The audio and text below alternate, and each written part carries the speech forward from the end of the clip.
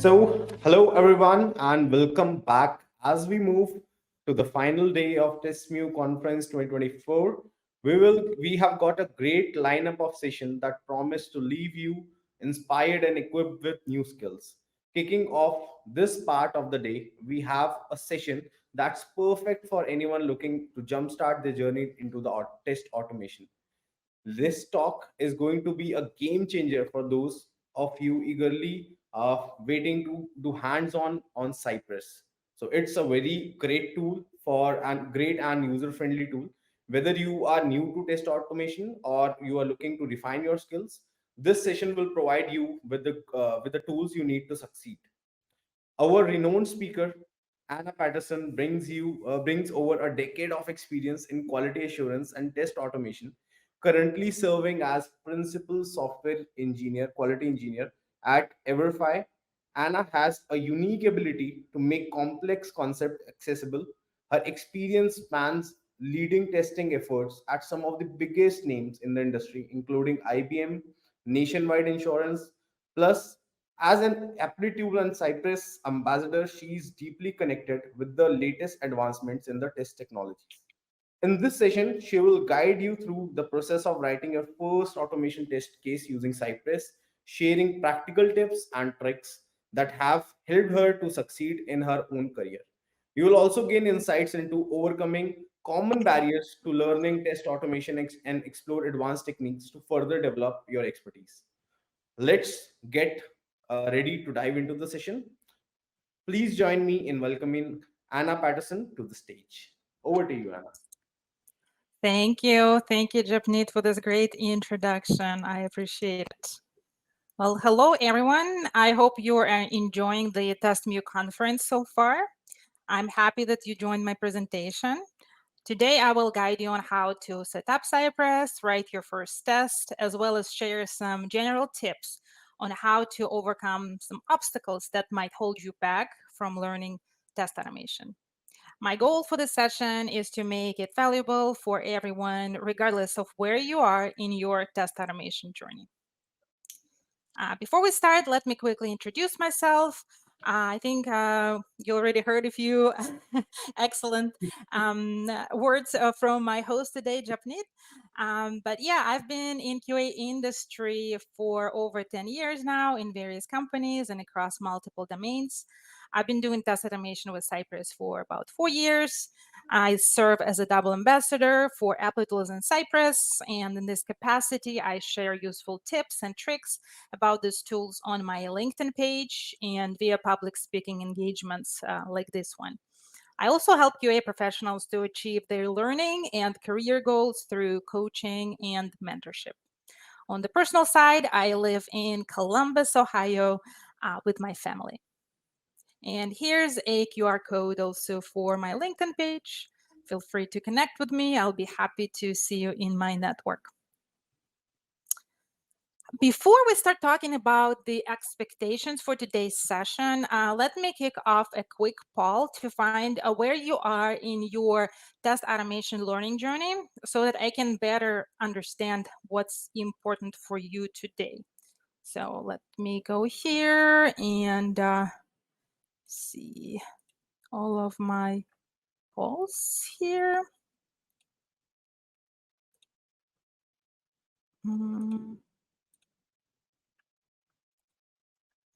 Japneet, do you know, I should have two polls available. If I can use your help, I can only see one, which is fine. Never mind. I can, yes, show my poll on stage here so that for everyone to see. So the poll is, how much experience do you have with Cypress? So no experience at all. I am familiar with basics and I am proficient with Cypress. Okay, let's give everybody a minute to submit their responses. Looks like so far, it looks like we have a pretty good mix of people. Mostly people have no experience at all or familiar with the basics, which is good, then you are in the right place. But even if you're proficient in Cypress, my hope is that you will see some tips and tricks today or some learning materials and links that can help you to go even further in your test automation learning journey. All right, that's great. I'm going to close this out here. Thank you for all of your answers. So for today's session, I can just quickly go over what you can expect.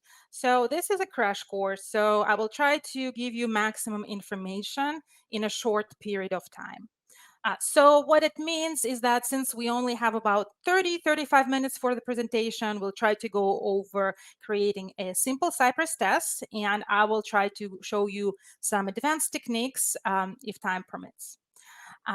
This is an interactive session, not a workshop, which means that you are welcome to follow along with me as I am going through the steps on my screen and as I go through the steps of my demo. But you can also try to do the same thing after the session by just watching the recording and using the links that I share. I will also include some homework and follow-up learning materials so that you can continue your learning journey.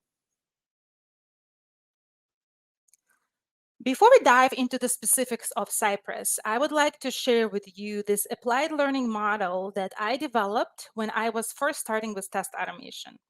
Like with most new challenges, it can be intimidating and overwhelming when you think about everything you need to learn to become successful at it. So I have a question for those of you who haven't done test automation before. What is your biggest obstacle in getting started with it? So if you feel like sharing what's preventing you from starting with test automation, please post response in the chat section and we can, I'll be very curious to see if we align on it.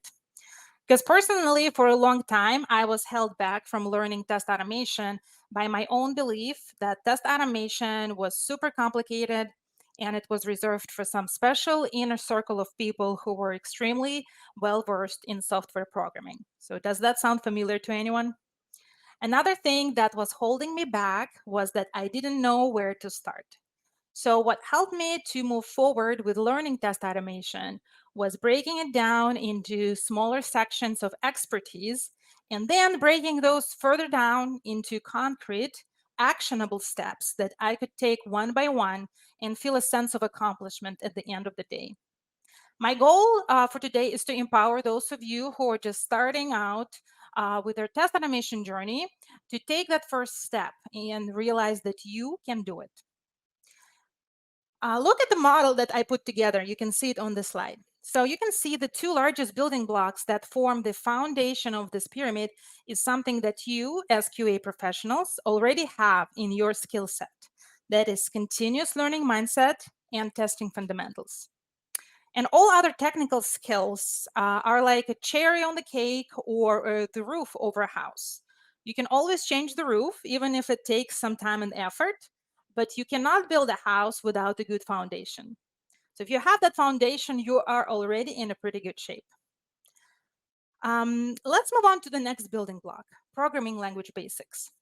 While you don't need to be an expert programmer to use Cypress or a similar end-to-end test automation framework, having a foundational understanding of a programming language, in the case of Cypress, that's JavaScript, will greatly enhance your ability to create robust and maintainable test scripts.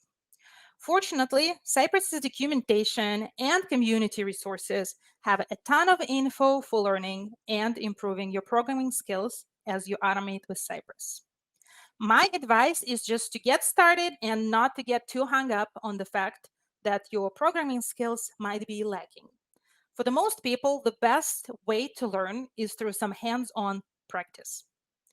The next building block here is test automation framework, which will be the focus of my session today. And the remaining building blocks of this learning model are working with remote repositories and working with continuous integration tools.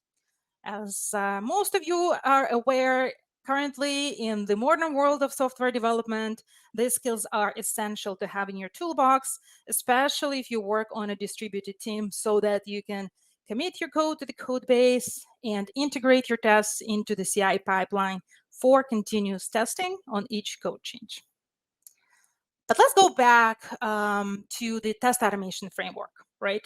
So personally, I believe that if you're just starting out with test automation, it's crucial to pick a framework that's user-friendly and easy to get started with, so that you don't get discouraged by the complex setup and dependencies.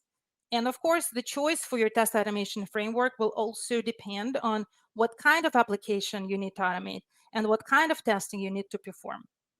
If you need to automate anything that runs in the browser, Cypress can be an excellent choice. Let me explain why. What is Cypress? Cypress is a JavaScript-based end-to-end test automation framework that runs directly in the browser. Comes with a test runner, as well as mocking capabilities and a lot of validation rules, all geared toward testing front-end applications. Cypress has minimal setup requirements. You can install Cypress with a single command and start writing tests right away. And you will see that very soon. Cypress provides extensive and well-maintained documentation, as well as intuitive and user-friendly interface. I personally started my test automation journey with Cypress, and I consider it to be a great tool for both beginners and experienced users because it makes test automation accessible to everyone. But enough with the theory. I'm sure by now you're ready to jump into some real action. In the interest of time, I'm not going to go into too much detail over Cypress installation. There are plenty of resources available online, and I included a quick video on Cypress installation, as well as a link to the Cypress documentation that can help you to do it on your own time. But pretty much you just need a code editor, Node.js install, and then you can run npm install Cypress in your terminal, and you're good to go. The next command that you would need is npx cypress open, which will open the test runner that you can start interacting with. Again, I've included a quick video as well as the link to some additional documentation that can help you with that process. Let's jump into writing your first Cypress test. Let's talk about Cypress syntax, how we can navigate to a URL, how we can interact with Cypress selector playground to help us find the locators. I will also show you how you can combine UI and API tests to improve test stability, and how you can make meaningful assertions. I am going to start the demo part now. This is my Visual Studio Code. I hope it's big enough for everyone to see. Let me know if it's not. Okay, I see some thumbs up. Awesome. So I am going to type npx cypress open in the terminal so that we can open Cypress runner and take a look at it. I'm going to pull it up in this window here. Okay. So here we are given two options to do end-to-end testing or component testing. For today's demo, we will focus on end-to-end testing, and I will select Chrome browser. All right. So this is how Cypress runner looks like. A lot of you looks like are familiar with it, or at least have seen it before. So I'm not going to spend too much time on this screen. But of course, here, this is where we can see all of our specs. Specs are the files that contain our tests. And we can start running those specs by clicking on them. So for example, let me click on this first test spec. This is actually a template spec that Cypress automatically creates for you when you first start using the tool to kind of help you get started. And you can see here on the left side all of the commands that were issued. And on the right side, you can see everything that's happening in the browser, as those commands are executed. This test is very simple. It just consists of just one command visiting the Cypress's kitchen sink site, which is Cypress's demo site where you can practice your test automation.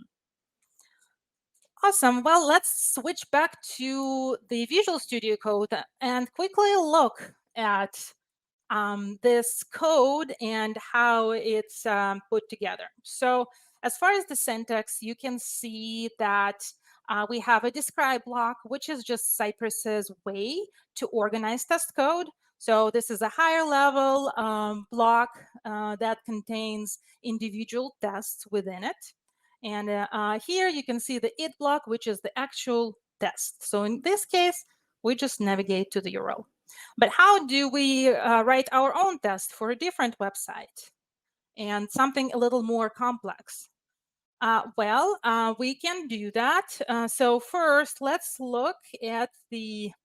quickly look at the URL I'm going to be using for this demo. This is demoblaze.com, which is a demo storefront that's maintained by DemoBlaze, or BlazeMeter, sorry. And here you can browse some products. You can add them to the cart, and you can also sign up and log in. For this demo, I suggest that we write a login test for this site. So let's grab the URL from here and navigate back to the Visual Studio, paste our URL here, and save. So Cypress, I have Cypress set up so that it automatically reruns the test when I save the changes. All right, great. So we are on this site. So our next step, if we want to log in, is to click on the login button, right? And also we need to have our credentials, which I already created prior to the session. So, but to click on the button, we need a selector for it. So there are a couple of different ways we can find the selector or locator for it. We can, of course, inspect the element and find class ID or some kind of a different attribute. But I would like to show you something that Cypress has the built-in functionality. It's called Selector Playground. So it's this icon over here that you can click, and then you can start clicking on different elements on the page, and Cypress will automatically populate suggestions for you here, what kind of selector you can use. Sometimes, full disclaimer, they don't always suggest like the ideal best selectors. But in our case, Cypress suggested that we use the ID for this element. And the ID should be unique for each element on the page. So to me, this looks good enough. So all we need to do is copy this to clipboard and paste it in here in our file. And then we can use Cypress's command click. So one of my favorite parts about Cypress is the chainable commands. So you don't need to start a new line here saying sci.click. You can just keep chaining commands, and it makes the code very readable and easy to understand, even if you're not an engineer. So let's do that and save. All right, awesome. So now we got our login module displayed here. So what's the next step? Should we use username and password and start entering those? We could, but personally, I would like to actually write our first validation here, right? So before we were just using commands saying navigate, click, but we have not validated anything yet. So before we start typing anything, let's validate that this module is actually visible. So I'm going to use Cypress Playground again, and I'm going to use the suggested selector. Now I'll go back here. And we're getting the element, and let's use an assertion should be visible, right? Simple enough. So should be visible. Great. So it worked. Awesome. Now let's move on with entering username and password. So again, in a similar fashion, I am going to grab username and I'm going to grab the password. And next, we can use Cypress's command type. Again, we are chaining the commands here. Type and type, if I can type. All right, awesome. So let me grab my username and password from a different file that I saved, and we will just declare them as variables for reusability. And I will just say username and password here. Password again, if I can type. All right, and then of course, our next action would be to click on the login button. So again, let's grab a selector here. Let's see. Oops. So Cypress suggests this selector. I don't like this selector because it could be fragile in case any of this hierarchy changes. So my suggestion that we use a slightly different approach for this one. We can use 𝐀𝐧𝐾ontain method. 𝐀𝐧𝐾ontain method.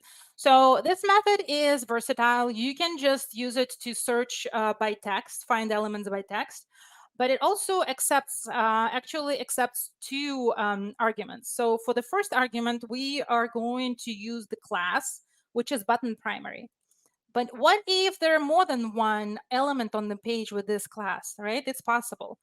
So the second argument we're going to pass is the text login.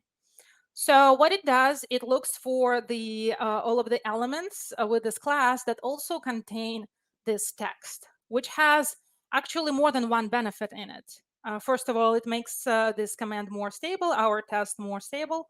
Also, we act more like a real user because that's what the real user would do. They would just look on the page and just find the text that says login, and they will click on it, right?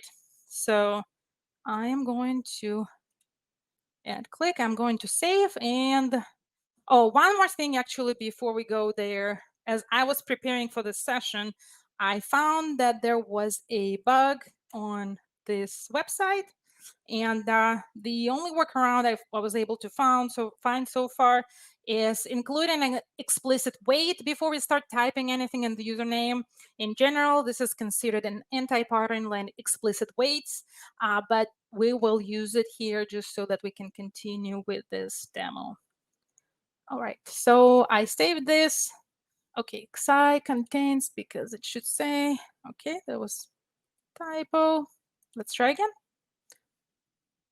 And actually, just now you also saw an example of like what happens if a test fails or if a command fails.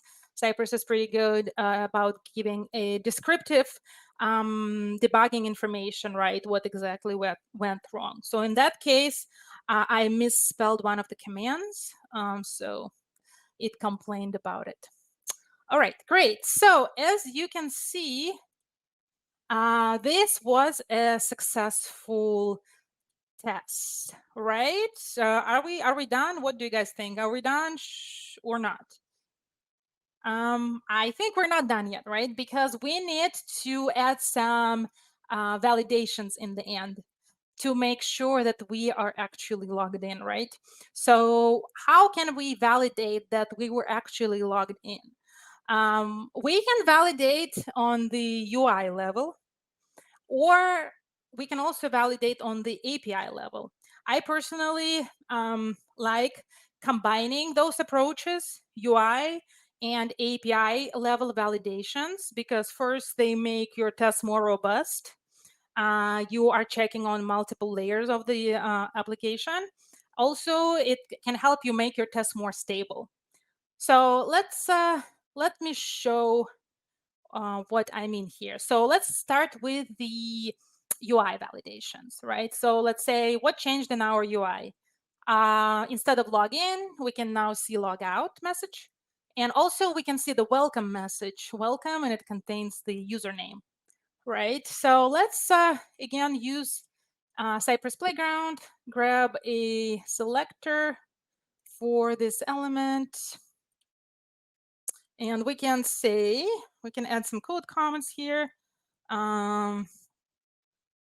UI validations that user is logged in. And we can say here, login with valid credentials. And actually, we should also change the description. We can say demo plays login.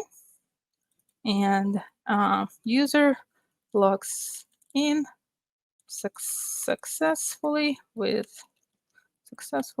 valid credentials, right? All right, so I get name of user. We can say should contain username, right? So let's just do this one validation here for the sake of time, so we can go over some other things as well. Okay, let's go back to the end. All right, so our test was successful, but let's throw an API validation here as well. So as you can see, that's another one of my favorite parts of Cypress Runner, is that you can easily see all of the network calls that are happening behind the scenes as your commands are being executed.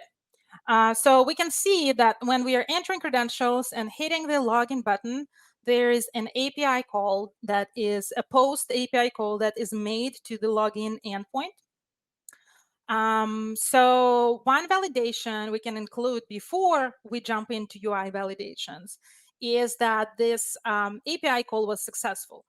Because due to the Cypress asynchronous nature, sometimes, if your API call takes longer than usual for whatever reason, Cypress will jump into validating UI before this API call is completed. So as I said, if we add this API validation, it can make our test more stable, but also it provides more layers of testing, right? So to do that, we can use Cypress's intercept command, so that Cypress will watch for this particular API call, right? You can include it here at the beginning of your test. I like to include those intercepts into before or before each hooks. To me, it kind of makes code a little more organized and easier to read. But the main trick is that this intercept should be located before you actually click on the button that will trigger this API call, so that Cypress knows ahead of time to watch and intercept this particular API call. So you can see here I'm using CyIntercept, and we are intercepting any post requests that are made to the login endpoint. And we're also given it an alias of login API. All right, so that's the interception part. And then we also need to include waiting for this intercept to happen. So I'm going to say API validation that user is logged in. And here we are waiting for this call, login API. Then we are making an assertion on the response object that is yielded as a result of this command. And then we are asserting on the response status code to be 200. So let's save and see what happens. Okay, great. So you can see here in the Cypress runner, this is where this call was intercepted, right? And we are waiting for this call, and then we are asserting on the response status code. You can always inspect on this call here. If you look in the console, Cypress provides a lot of information about the request, response headers, body. So you can, this is very helpful if you want to include some additional validations, right? So you can always see what was passed here in the request body. We have password, username, and so on. So that's another thing that I personally like to use for API validations. All right, so congratulations. This is our first Cypress test. But let's see how we can maybe improve it, or how we can reuse this code if we need to log in for any other tests, which is highly likely because for the most functionality on most of these sites, you would need to be logged in to, let's say, purchase products and add them to your cart, checkout, and so on. Well, first of all, we can save this URL as the base URL. So what we would need to do is to navigate to the, or not this file, Cypress config file. So here you can put this as a base URL here. And then what happens is that you don't need to spell out your base URL every time. Oops, I think Cypress reloaded because I saved the config file, which is okay. I made changes to the config file so that triggers Cypress to reload. So now you can just add the endpoint, right? So if we save this, this should now still work. This was our test called first test.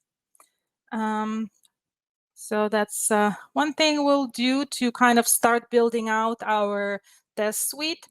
Of course, you can also create a selector file where you can store all of these selectors, especially if they will be reusable, used in other tests. So that way, if any of these selectors change, you will only have to change them in one place. Another thing that I suggest we do is save our credentials in the as an environment variable. So to do that, if you go to the config file, here we have our environment object. I have already added the username and password here.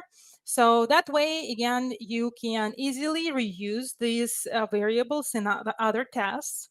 Of course, if these are sensitive private information, you can also store them in your AWS secrets or maybe GitHub action secrets, and then just provide the variable name on how to access them. So now that we have added them here, we can go back here and just instead of doing this, we can always say cypress.env username, and we should be able to do the same thing for password and save. Let's see if that works. Yep, looks good. And then one more thing I wanted to show you before we jump into the Q&A session, looks like we're getting close to that time, is how to create a custom command to reuse all of this code so that we don't have to repeat ourselves. So here in the commands.js file, you can create custom functions for any code that you want to be reusable. I already pre-created this one. This is basically just that login code that we just wrote with you. I pasted it here. One thing and see here we have a login, that's the name of the method. And we are also passing username and password as the arguments for this custom command. One enhancement to it I use size session here. So what it does, it caches your logged in section. That way, if you have more than one test in your spec, you don't have to go and do this every time. Instead, Cypress will just restore your session that was created in the first step. So to show you how this works, I created this add to cart spec. Here we are just basically navigating to the product URL and clicking on add to cart. And for the example, I created two tests here, just adding one product and then adding another product. And before each contains our new custom login method. So if I go to my Cypress runner and click on add to cart, we can see what happens here. Okay, so it was successful. And you can see here that when we ran our first test, it created a new session. So it went through all the steps of clicking on a login button, entering credentials, and so on. But for the second test in the SEMspec file, it actually just restored the session that was created in the previous spec or in the before each hook, so that would save us some time and resources, and we don't have to go through the login process again. All right. So that will conclude the demo. Let me jump back to my slides here so that we can quickly finish up the presentation. All right. So of course, everything that I just showed is just scratching the surface. There are some other great things you can do with Cypress. You can configure it to run tests in different environments, such as different browsers or with different settings. You can set up continuous integration for automated test runs, as well as extend Cypress's functionality by creating custom commands and plugins. For example, you can do visual testing with Applet tools. It's a great complement to functional testing. What it does, it basically takes a snapshot of your UI and compares it to the baseline that you established, and it flags any differences that it sees. You can also use fixtures for loading big amounts of test data and mocking server responses using Cypress's built-in network stubbing and spying capabilities. We just saw a little glimpse into it when we were using cy-intercept and cy-wait. You can use Cypress Test Runner built-in debugging tools and logging to investigate the failures. And finally, you can use Cypress's dashboard and parallelization to reduce the execution time. I have also included some links to free resources for further learning, so feel free to review those after this session. I have also actually forgot to mention that I included the link to these slides in the resources section, so feel free to check it out. Okay, homework. Homework is pretty simple. Write your first Cypress test. So whether it's for your personal portfolio or you want to automate some basic workflows for your work application, just do it. Don't put it away. Don't think I'll do it next week. Just do it now. Take a quick half an hour, add it to your GitHub portfolio. Why not, right? All right. And yeah, so this was it. I hope you found some useful information in this presentation. Feel free to connect with me. Let me know if you have any questions, and I will pass it on to Japneet so that he can moderate the Q&A section. Yeah. Thank you, Anna, for this wonderful session. And I hope our not just hope, I know that our audience has learned a lot because we are just bombarded with a lot of questions, and we will try to answer most of them. But yes, if we miss some of the questions, you can ask these questions in the community channel as well, which is pinned in the chat section. So let me open up some of the questions. So, Anna, this is the question. What are the key advantages of using Cypress over other automation testing tools for a beginner? Right. Yeah. Yeah. Great question. So kind of as I mentioned, I was one of those people who started my test automation with Cypress actually, and I personally believe that it's very user friendly. As you just saw, it really takes very little time to get started and write your first test. It's great for anything that runs in the browser, right? So you can also throw in some API validations. And as I just showed in my session, the syntax is really straightforward. It's easy to read, easy to understand. And even if you're not proficient in JavaScript or TypeScript, you can still get started and then learn as you go. You can learn some more complex commands. You can write some more complex code, maybe learn some loops and so on. But at least you won't, I think it's one of those frameworks where you won't be discouraged by a complex setup when you start doing something and you immediately feel like you're so overwhelmed.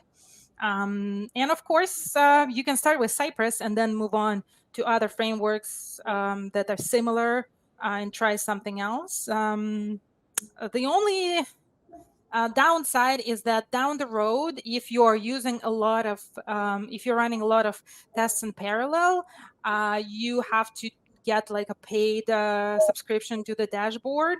But if you're just learning and just trying to write some tests for your learning purposes, they do have a free tier, so you can still use Cypress dashboard and run some tests and record them in Cypress dashboard for free.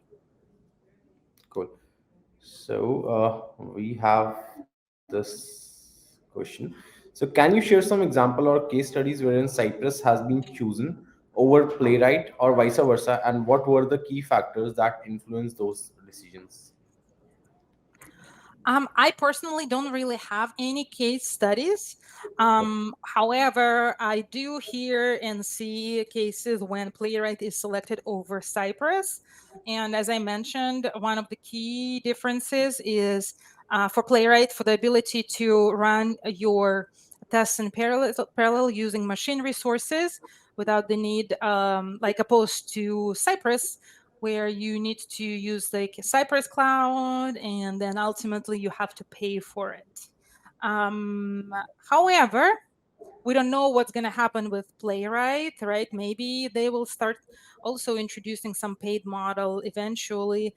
Um, so, so yeah, I think that's, from what I hear, that's one of the key factors.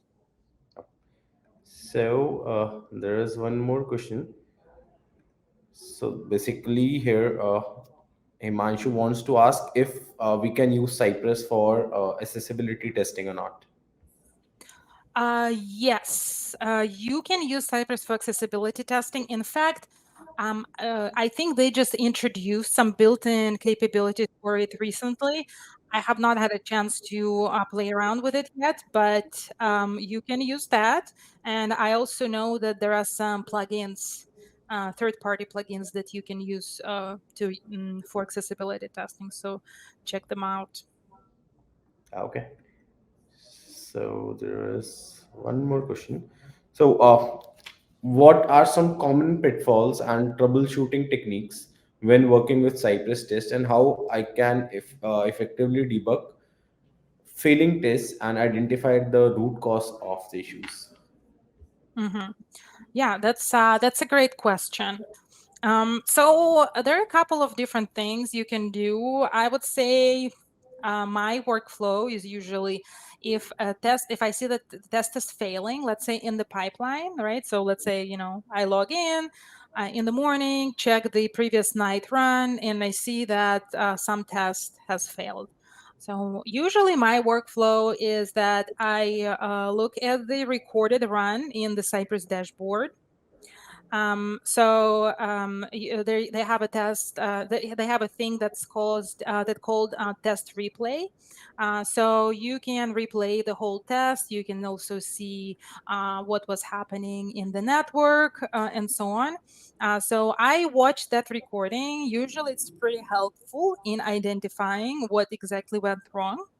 But if I still can't pinpoint it, I run that test locally on my machine, and I use some of those techniques that I showed previously, where I can inspect the network calls. I can see exactly what happened before and after each command. You can also use the logging capabilities. So you can use Scilog to log out any kind of intermediate information. If you have like some kind of a complex function that you're using, and there are a few different values that are being returned in the steps of those function, you can use Scilog to see exactly what's returned. That one I also like to use. So I would say those are my main techniques. Yes. So I think we can pick this one last question. Yep. So it's what strategies can be used to make Cypress test more reliable and reduce flakiness?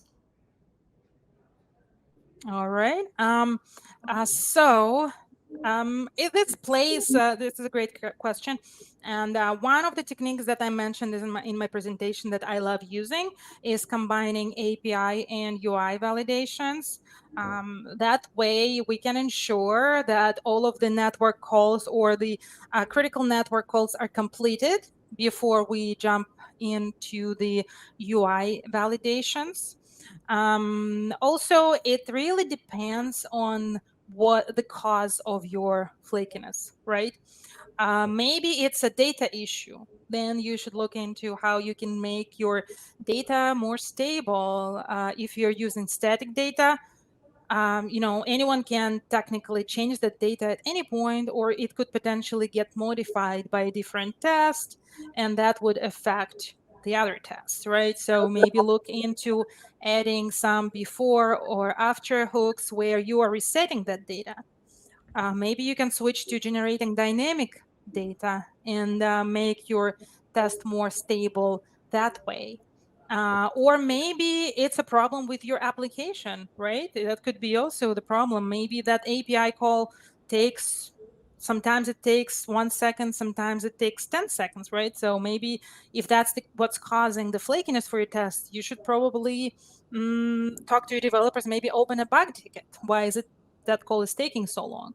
So it really depends on the reason why your test is flaky. So once you pinpointed the reason, it will make it easier for you to find a strategy to address your flaky test. Okay. I hope that answers it. I know it's a little vague. Yeah, I think this is a very broader perspective, and like you have tried to cover a lot of it. But yeah, so definitely there will be some more ways which people can use to make their test foolproof. But yeah, but definitely this was a very insightful session, Anna. So I see there are a lot of questions which are still there. So I will request all the audience, if their questions are unanswered and they want to ask something, so they can put them in the community. And I would like, and I will like to request all the audience, if like they can share their learnings over the LinkedIn or any social media platform with the hashtag testmuconf. So that would be great. You can show your support and love, so we can like this could we can make it big. So yes, and thank you, Anna, for this wonderful session. So we can wind up this session, and the recordings for the session would be available on our YouTube channel in some time. So you can rewind and you can just replay the exciting session that was taken by Anna, and you can just dive into the actual coding part again. Yeah, thank you so much, Anna, and thank you Thank so you. I appreciate it. Thank you, everyone. See you later. Bye.